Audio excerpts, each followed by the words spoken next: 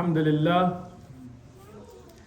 نحمده ونستعينه ونستغفره ونعوذ بالله من شرور أنفسنا ومن سيئات أعمالنا من يهد الله فلا مضل له ومن يضلل فلا هادي له وأشهد أن لا إله إلا الله وحده لا شريك له وأشهد أن محمدا عبده ورسوله.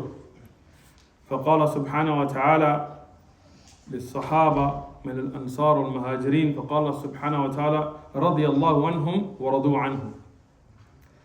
وقال سبحانه وتعالى لقد رضي الله عن المؤمنين إذ يبايعونك تحت الشجرة. وقال بعد ذلك فعلم ما في قلوبهم. Allah subhanahu wa ta'ala tells us in the Quran about the Sahaba radiallahu anhum, those that performed the hijrah and those that gave the nusrah from the Muhajirin and the Ansar, that Allah is pleased with them and they are pleased with Allah. And that Allah subhanahu wa ta'ala repeated that in the Quran about the Sahaba. For example, when Allah subhanahu wa ta'ala says, verily, Allah is pleased with the believers that gave the bay'ah, that gave their allegiance to the Prophet sallallahu alaihi wasallam, to you, and he's addressing to the Prophet sallallahu alaihi wasallam, under the tree. And then Allah subhanahu wa ta'ala continues in that ayah and says that Allah knew what was in their hearts. Imam Ibn Kathir explains this ayah by saying that Allah chose those Sahaba to be there and to give that bay'ah because Allah knew what was in their hearts of iman, the belief and the love for Allah and His Messenger.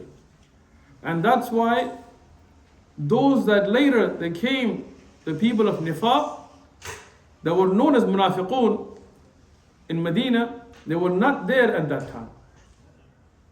But the great Sahaba that we look up to, that were there.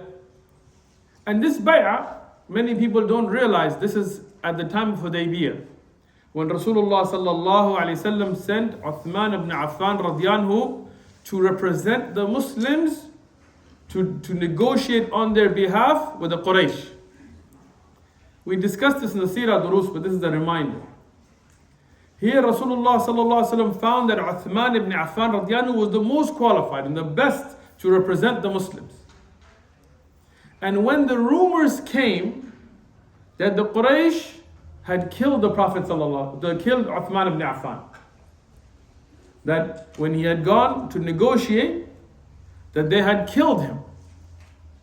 Rasulullah sallallahu alaihi wasallam took the bay'ah from the Sahaba to fight till death and to revenge the death of Uthman ibn Affan.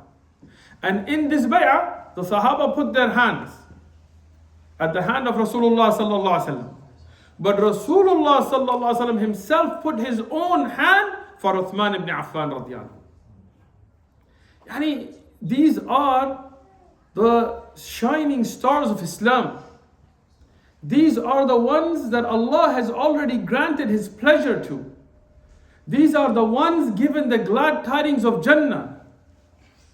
So these are the ones that we look up to. These are the ones that we need to follow in their footsteps.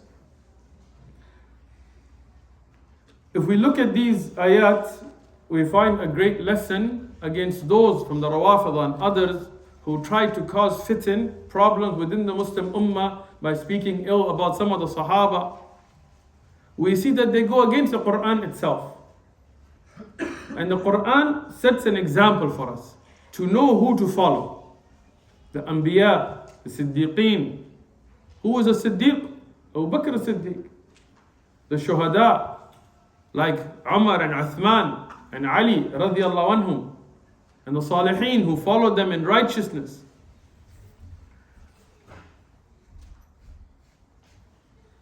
Rasulullah sallallahu alayhi wasallam, in the authentic hadith reported by Imam al-Bukhari and Muslim, he said, Khairun nas qarni. The best of people, yani after the Anbiya, is my generation. Who was that? The Sahaba radiallahu anhum. ثم الذين يلونهم ثم الذين يلونهم. Then those who came after them, and then those who came after them. And Rasulullah sallallahu alayhi wasallam said in the hadith that reported by Imam al-Tirmidhi, and he graded to be Hasan Sahih, لا يدخل النار, they will not enter the hellfire أحد مما يباع, يعني those that gave the bay'ah, يعني الصحابة تحت الشجرة. And this is the Sahaba that were mentioned under the tree. So when these are the people that we know were successful, that we know were upon the haqq, that we know that Allah is pleased with, that we know that will not enter the hellfire, and we know many of them were given by name the glad tidings of Jannah repeatedly in dunya, that were praised in the Quran, that were praised in the ahadith, then no doubt that they are our examples, and they are the ones we should follow.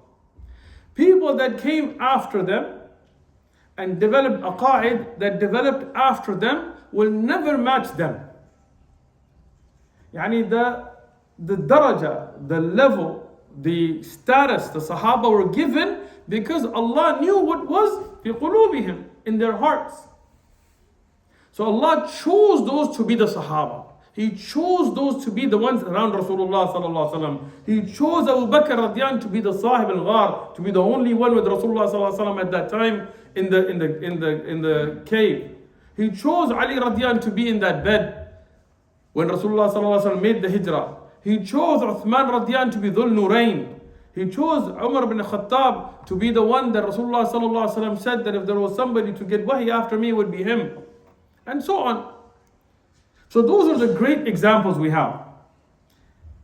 For this series, I wanted to choose 100, inshallah, people in the Islamic history that every Muslim should know.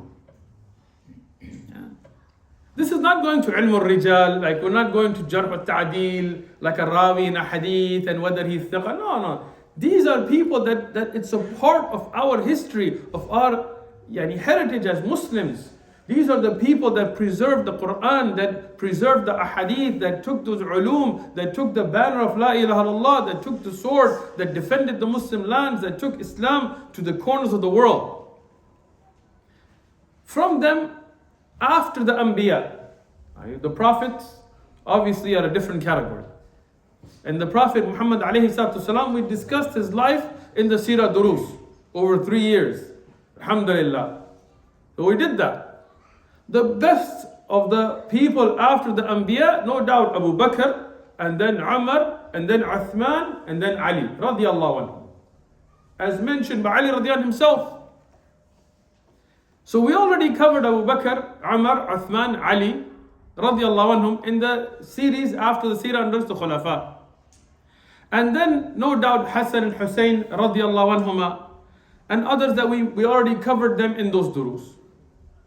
So I wanted to present other Sahaba and then Imma and Ulama and Mujahideen and Qurra and others who came later up to inshallah our time.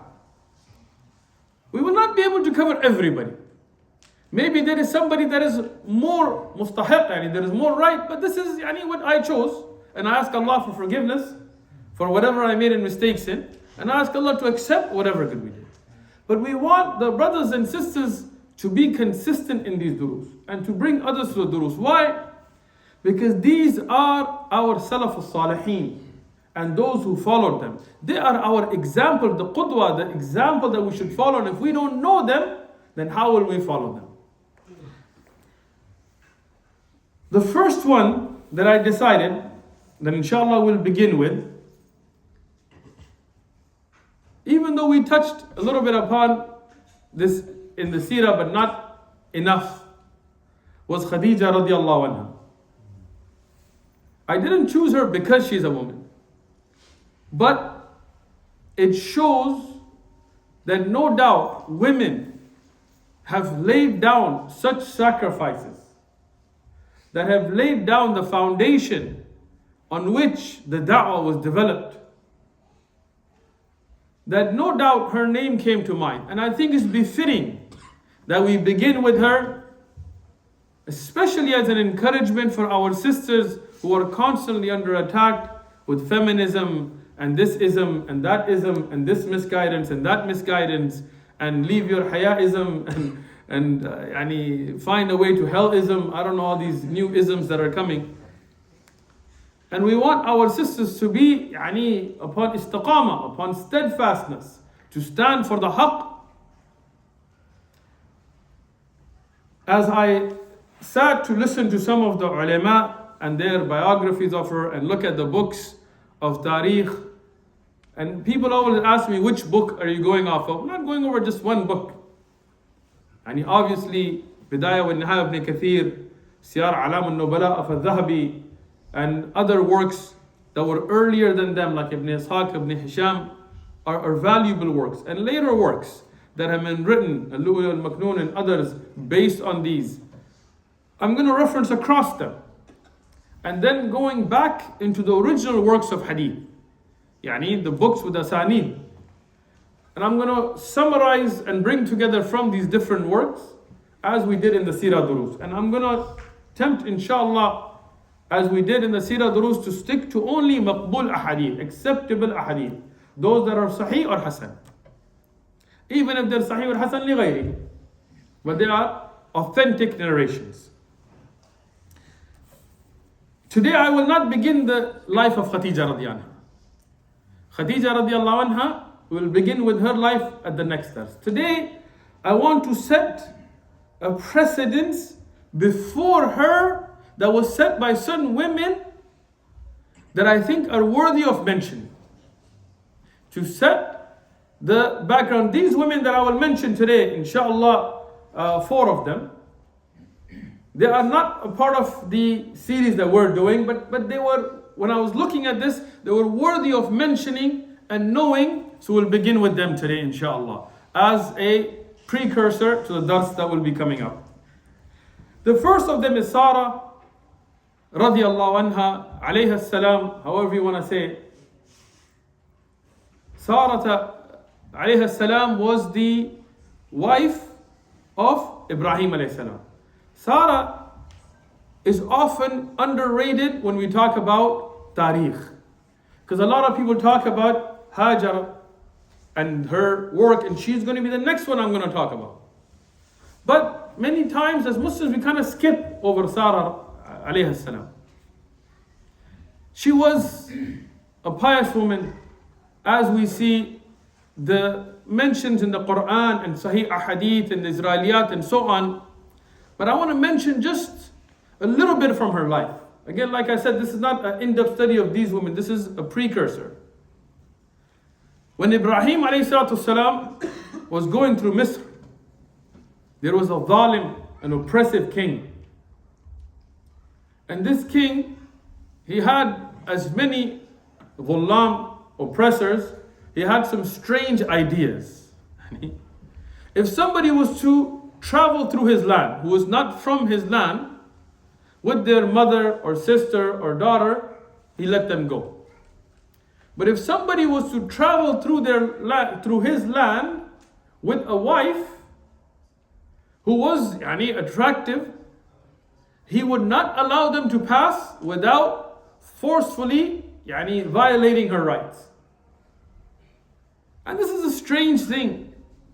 And this is something obviously that Islam would forbid. But when you don't have Islam, then you have these types of oppressions. Ibrahim ﷺ, he was constantly on the move. His whole life he was giving da'wah. So him and his wife Sarah, they were going through this land. And as women see each other and speak, the news got to the king that there is a woman and she's beautiful and she's going through your land. So as a zalim, as an oppressor, he ordered that Ibrahim ﷺ be brought. And he asked Ibrahim ﷺ who this is. And this is a very practical lesson for us. Ibrahim ﷺ had tawakkul ala Allah. He is a person of tawakkul. Don't get the story twisted. This is at a time, according to the ulama of tariq, that he's already been thrown in the fire. He's already been through the explaining to the people about the sun and the stars and the moon and all of that. He's already been through his own people and breaking the idols, all of that. So he has that strong connection with Allah.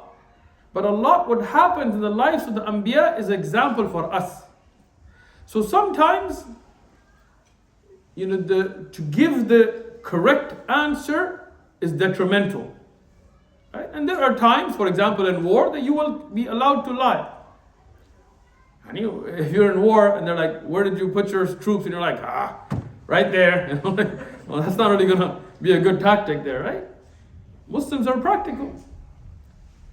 But regularly in life, you're not allowed to lie.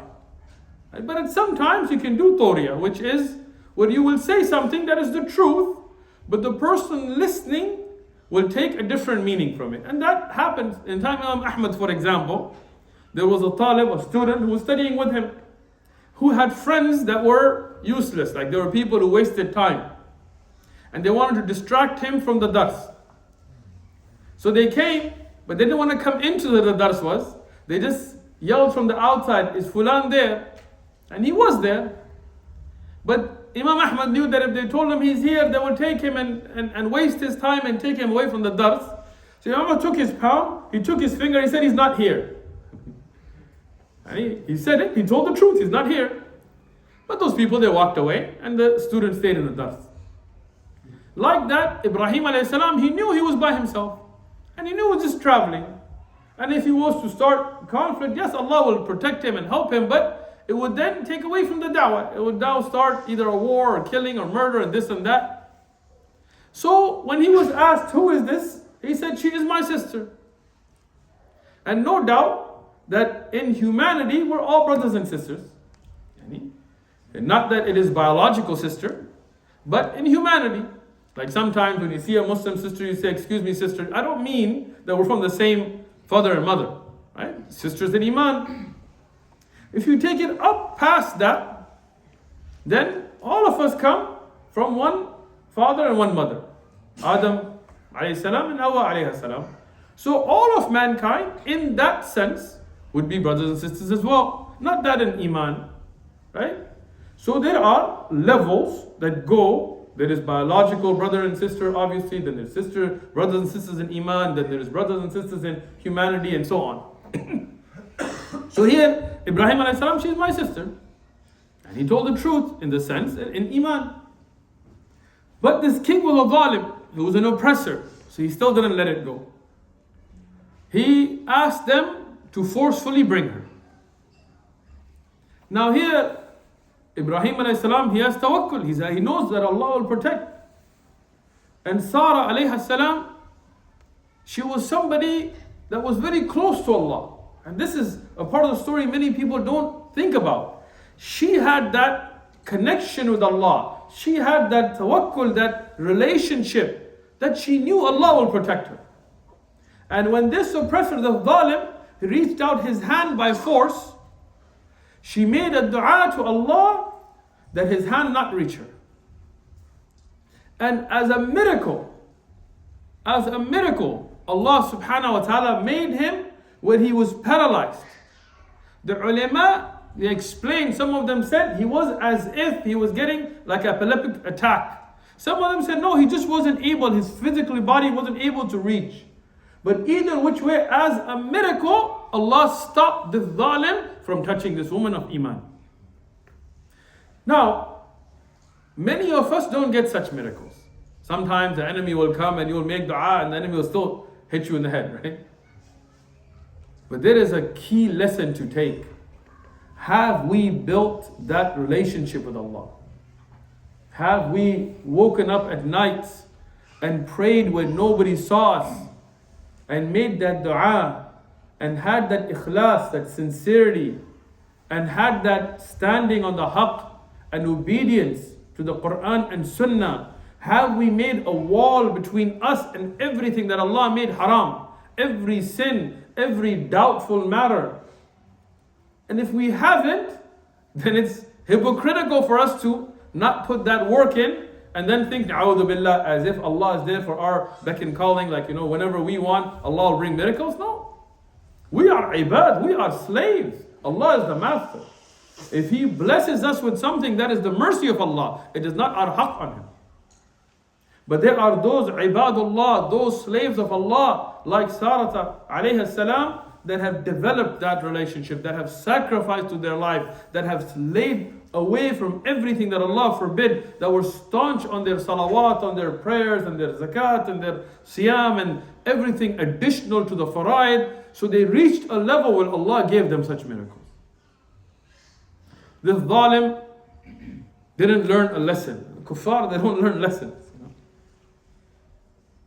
When he saw this, instead of saying this is a miracle from Allah, this is a sign. I mean, imagine you see something like that. He thinks, nah, it's a fluke. And this is the people today, you know. So how did insan develop? Just by itself. I was talking to somebody, you know. I gave the example of the cell phone, you know. But I gave a different example. I told him, okay, let's say I have an iPhone 4. Will it evolve to a 5 and a 6 and a 7? Wouldn't that be great? You know? If your iPhone just evolved by itself, you don't have to pay $1,000 every time. So how did insan evolve? By himself. Nobody to evolve him, nobody to create, nobody to grow. No, this is different. What? And so here, when you see a clear miracle, you should accept it. But instead, some people, they want to write it off. Like, no, it's just a fluke. So he tried it again. Again, she made the dua and Allah protected her. And he tried it again. And again, from her dua, Allah protected her. Until, now look at the kafir mindset. Like seeing a pious woman who is not indulging in haram, who is not allowing him to even indulge in haram, who's making dua to Allah, miracle after miracle in front of his eyes. He doesn't think it's from Allah. He thinks, oh, she's a shaitan. She's a jinn, she's a magician. And instead of being afraid of Allah, he becomes afraid of her. Khalid bin Walid, inshallah, he's one of the people we'll discuss in detail. It's not that he was just so intelligent. No, it is Allah that made him Saifullah. It's not that Umar ibn Khattab was just as a person so amazing. No, it is Allah that gave him that status because of what he put into it. And the mercy of Allah. So here, Sarat alayhi salam, here, when she is saved by Allah to protect himself from her, seeing the power that backed her, he even gave her a gift. And that is Hajar alayhi salam. Hajar alayhi salam was given as a gift to Sarah. And Sarah, look at the iman of this woman. She then went ahead and gave that slave that was given to her husband. Now, in the early Sirah Durus, we went over the life of Ibrahim alayhi salam and this in detail, so I'm not going over that. But I want to clarify one thing again. And I know in some of the books this is written because of a lot of the Israeliyat and things. But in the Quran and in the Sahih Hadith, we don't see the sabab of Hajar alayhi salam being taken to Mecca, any animosity between her and Sarah. Yeah. Rather, this is the order of Allah for Mecca to be established. Most of those that wrote about this, they based their opinion on Israeliyat. And when Israeliyat do khalif to what's in the Quran Hadith, we can't accept them. What we know from the Hadith that Rasulullah sallallahu alaihi wasallam told us, when Hajar, and this is later, when she asked the reason, and she said, is this an order of Allah? He said, yes. So that means this was an order of Allah, not an issue between two wives.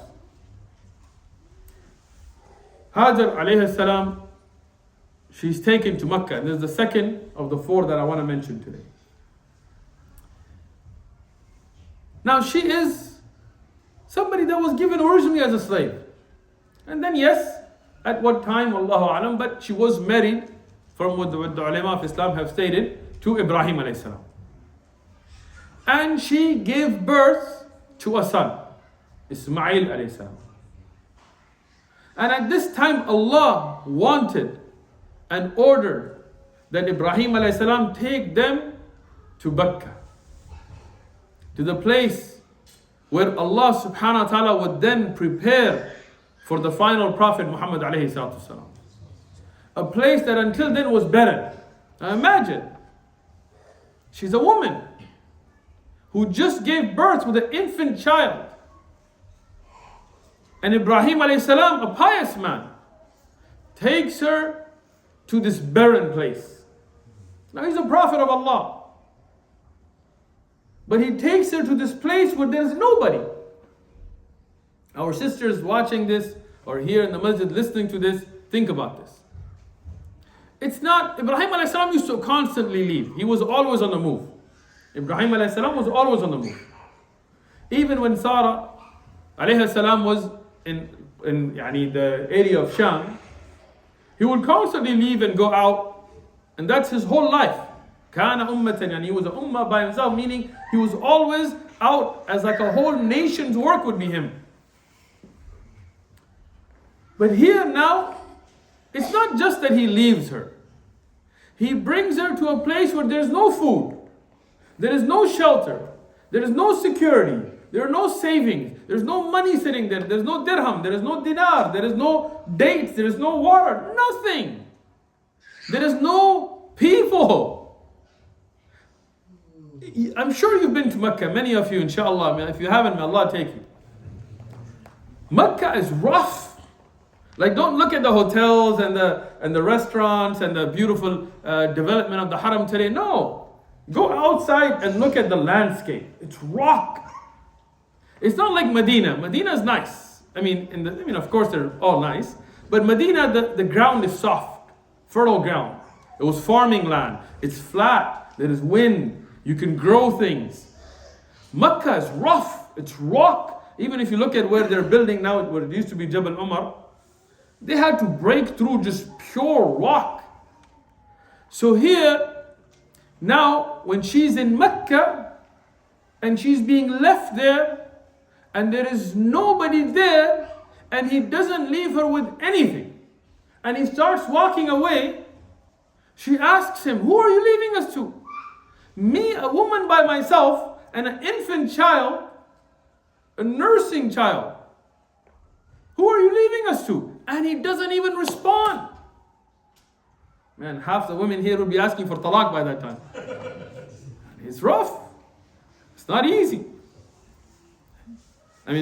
Brothers, you guys aren't Anbiya, all right? So don't go and leave your wife in El Centro or something, no, right?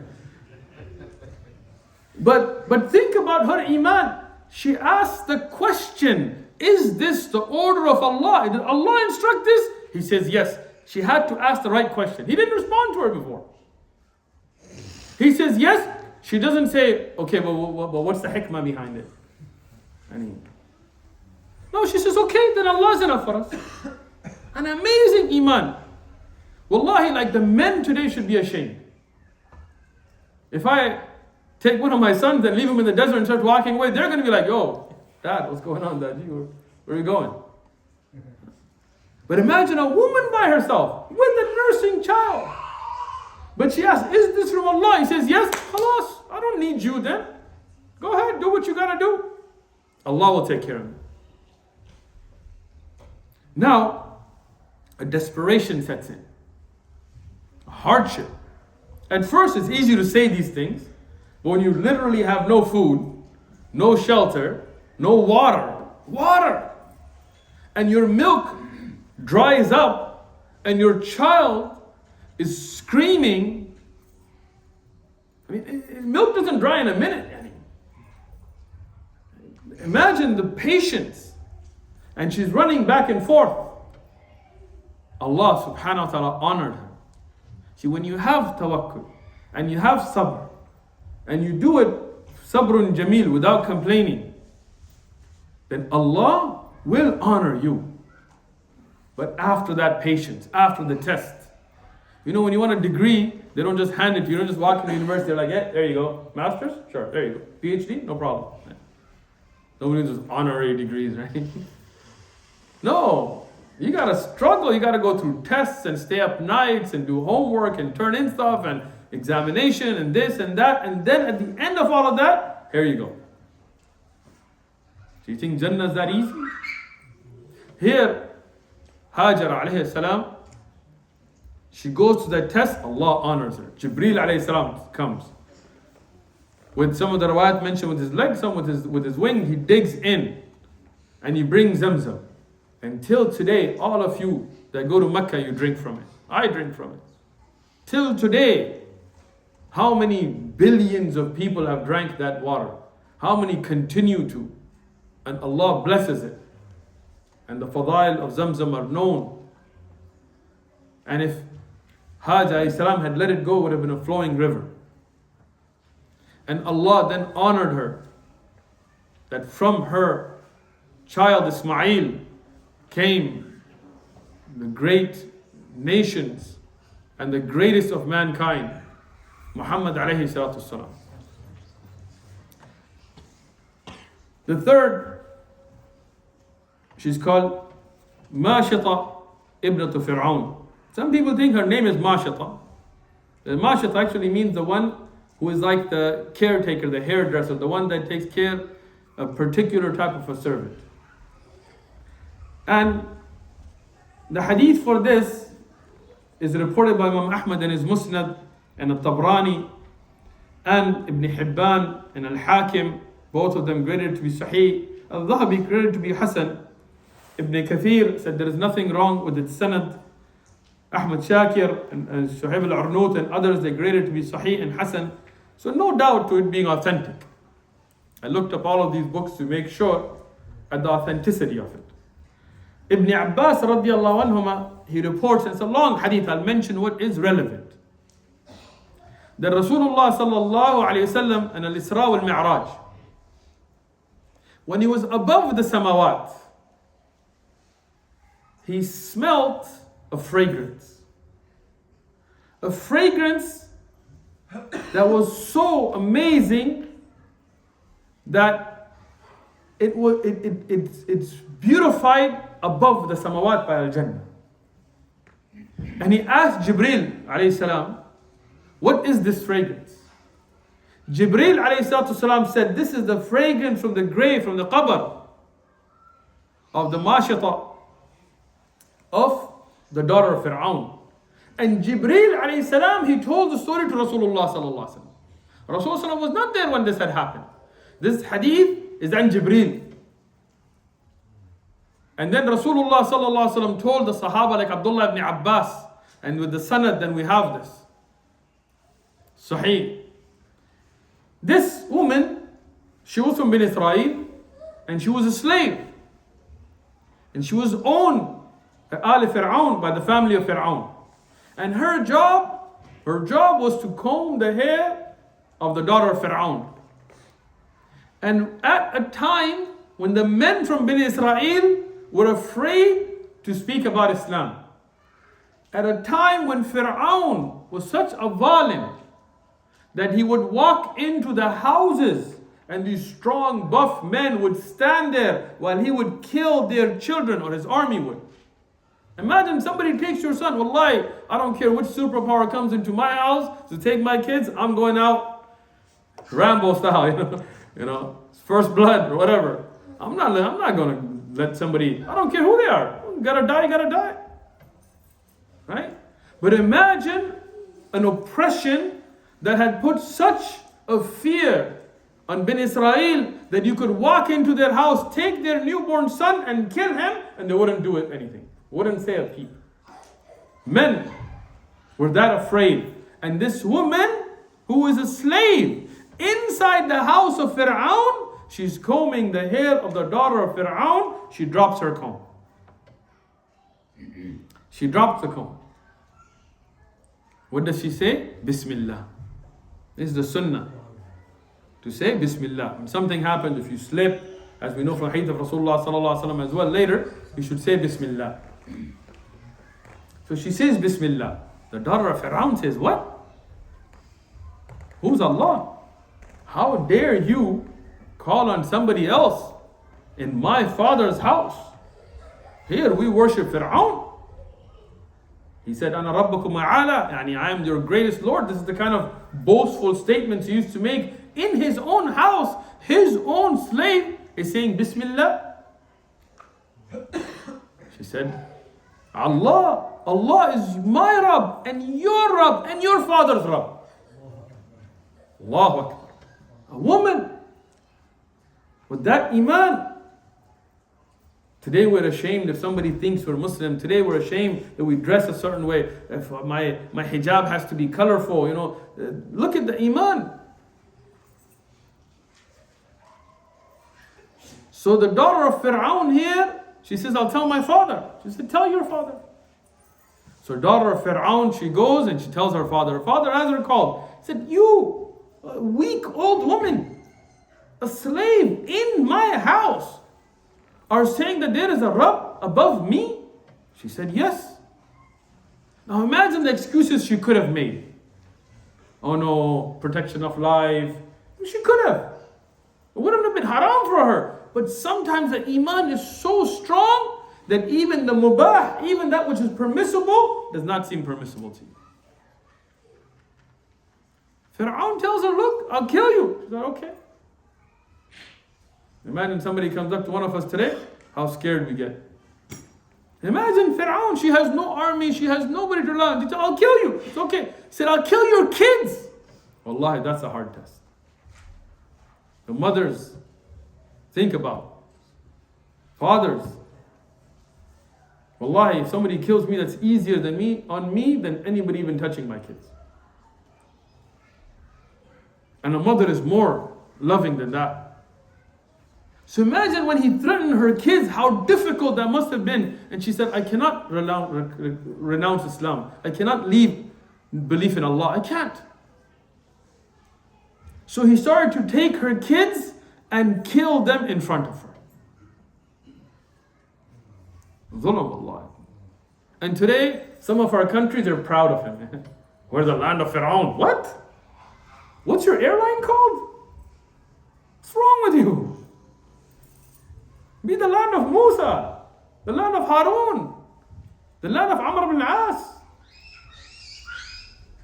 Fir'aun, al-Dhalim, Kafir, Taghut.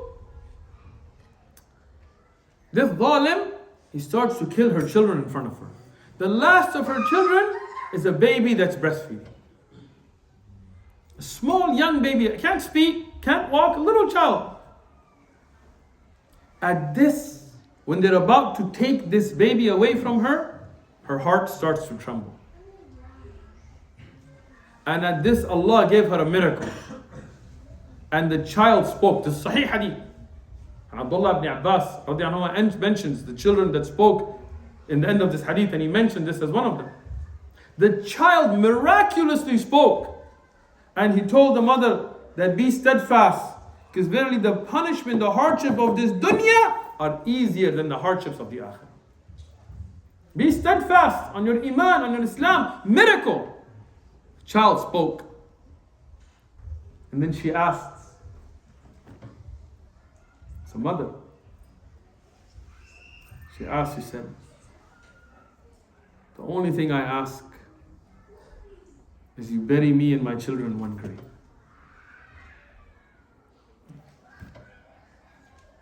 She couldn't bear that separation. That's how much she loved her children. But she loved Iman more. The last of the women that I will talk about today, and this is a woman from the Ummah of Muhammad alayhi salatu salam, and the first shaheed from the shuhada of Islam. I know you know who it is. As Ibn Kathir, Al-Dhahabi, every scholar across Kutub of Tariq, they mention about her. And most of these narrations, they come from Mujahid. And as Ibn Kathir and others have mentioned, that they are authentic narrations. Isnadhu Sahih. Sumayya bint Khayyat is well known. Most of us know Sumayya radiallahu anha. What we don't know is her background. I'm not going to go in deep. Like I said, this is just a precursor thus. But she was a slave of Abu Hudayfa from Banu Makhzum. Banu Makhzum was a qabila in the Quraysh, And Abu Hudayfa was a chief there, and she was his slave. And we don't know much about her earlier background. There are some lineages given and so on, but she had no tribal backing. She was a slave. She was a woman. And Banu Makhzum were the Qabila, and from them, Abu Hudayfa owned her. And she was older, she was not young. And a man named Yasir, he came from Yemen. This man, Yasir, radiallahu anhu, he came originally to Mecca from Yemen looking for his brother. He had two brothers that were there, Malik and Al-Harith. And he found his brothers, and they decided, he was worried about them and so on, and they decided they're going to go back to Yemen. But Yasir, he liked Mecca and he liked the people of Mecca, so he wanted to stay in Mecca. But Mecca was a tribal society, and in tribal societies, your tribe is where you get your support from. And without a tribe, without a qabila, you're kind of on your own. Anybody can punk you, anybody can make dhulm on you, and if your fathers and brothers and those are not going to stand with you, who's going to protect you? There is no court system, there is no police system, there is no king. This is a tribal society. So he became what's called a khalif. He pledged allegiance, he became a supporter of Banu Makhzum and became kind of not a slave, but somebody at their service. And in return, they would support and protect him. So he was, in a way, a servant to them. And they liked him, and he was a good man. So Abu Hudayfa, he decided to marry his slave off to this man Yasir. So Sumayya radiallahu anha was married off to Yasir radiallahu anhu. And they had 3 sons. The most famous of them, and the one that we'll talk about, is Ammar. Ammar radiallahu anhu was their son. At the time when Islam was secret and the da'wah was beginning, at a very early time, Ammar radiallahu anhu and his mother Sumayya, they heard about Islam. Now, the riwayah that Imam Ahmad has in his Musnad, Ibn Majah in his Sunan, Ibn Kathir and others have graded to be Sahih, from Abdullah ibn Mas'ud, he said about the first people to enter Islam, and he mentions amongst them Abu Bakr and Ammar, that is their son, the son of Yasir, wa ummuhu Sumayya. And then he mentions Suhaib and Bilal and Miqdad. And of course, from other narrations, we know Khadija radiallahu anha and Zayd ibn Haritha and Ali ibn Abi Talib radiallahu anhu. Ulama have said that she was either the 6th or 7th person to accept Islam. And you would imagine that. From the earliest people to accept Islam was Sumayya radiallahu anha. Al-Dhahabi says that what is sahih, what is authentic, is that she became Muslim before her husband. And she took that da'wah to her husband. And Yasir radiallahu anhu became Muslim at her hands. And now this is a time when Islam is being kept secret. There's only 7 people, 8, 9, 10 at the time that had become Muslim. And at this time, this family opened up about their Islam. Even though they were without tribal protection, they were without any strong men. Ammar radiallahu is there, but he's one young man. His brothers and these cannot defend against the onslaught of the chiefs of Quraysh, the likes of Abu Lahab and Abu Jahl and Al-Mughira and Walid and others. Abu Sufyan at that time, radiallahu anhu, later became Muslim, but at that time he wasn't. But at that time they accepted Islam. And when they started to call towards Islam and they started to be open about that Islam, hardships came upon them. Hardships came upon them. Mujahid in a beautiful riwayah, he says about her, كانت عجوزة كبيرة ضعيفة لما قتل أبو جهل. That she was old. I mean, it's not like, when you're young, maybe you can go through a little more hardship. But she was old and weak. And somebody with no support. At a time when the kuffar came and tortured her. It's not just that they killed her. They tortured Yasir radiyanhu. They tortured Sumayya radiyanhu. They tortured Ammar radiyanhu. Imagine your son is being tortured in front of you. Your husband is being tortured. And all they're telling you, renounce Islam. Again, for protection of life, she could have. She could have said, you know what, I don't believe. And she would have had an excuse in front of Allah. But that is the iman of the Sahaba. Their iman would overtake them. Their taqwa was such that even the mubahat weren't an excuse for them. And she stuck to her Islam before Bilal radiyanhu, before Khabbab radiyanhu, before Yasir radiyanhu. The first one that proclaimed the Tawheed in the face of dhulm was Sumayya radiyanhu. And she was killed for it in a horrific manner. And here Rasulullah sallallahu alaihi wasallam gave them the glad tidings of Jannah. There were other slaves at that time that lived, that died on kufr. Their life was meaningless. We don't know their names. They'll be in the nar if they died on kufr. But her iman, her sacrifice brought her to the level that she was the first martyr for Islam. That till today we remember her name, her story. We name our children after her. Till today we recognize that the first shaheed for Islam was this woman. And no doubt that she will be from the people of Jannah. Successful. Made it. Passed the test. Don't think that the dhullam in this dunya get away with it. The hadith in isnaduhu sahih كما قال ابن حجر في الإسابة وذكر هذا أصلا من رواية ابن سعد. And this is authentic narration as Ibn Hajar says in Al-Isaba, and he says this is originally recorded sanadan from Ibn Sa'd with authentic chain, that in the battle of Badr, that zalim, that oppressor, Abu Jahl, that had made Sumayya radiyanha shahida, the first martyr for Islam, that had stuck a spear in her awra and killed her in front of her husband, in front of her son. That zalim was dropped by two young kids from the Sahaba and killed in the battle of Badr.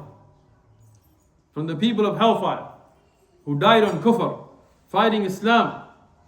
And Rasulullah sallallahu alaihi wasallam, he turned to her son, Ammar, that was there in Badr, fighting, that look over there, قَتَلَ اللَّهُ قَاتِلْ أُمَّكَ. Go look over there, Allah has killed the murderer of your mother. Allah showed them that revenge in dunya, and the adab in the akhirah will be worse. My respected brothers and sisters in Islam, we hope that this precursor becomes a encouragement for you all to not only come yourself, but bring others. Share the videos, pass the da'wah, so our ummah can know who we should look up to. We shouldn't look up to YouTubers, TikTokers, MMA fighters, rappers, sports stars, soccer players, whatever else you want to. Those are not the people to look up to. Look up to the Anbiya, look up to the Sahaba, look up to the Tabi'un, look up to the A'imma and Ulama, learn about them. Our sisters should take the example of these women and bring that dedication in their life. Our brothers should take the example of these women and feel ashamed. And when we sell out the religion for much less than that. And we hope from Allah subhanahu wa ta'ala that Allah will make us from those that benefit from what we hear and give us istiqamah upon the religion. وَجَزَاكُمُ اللَّهُ خَيْرًا.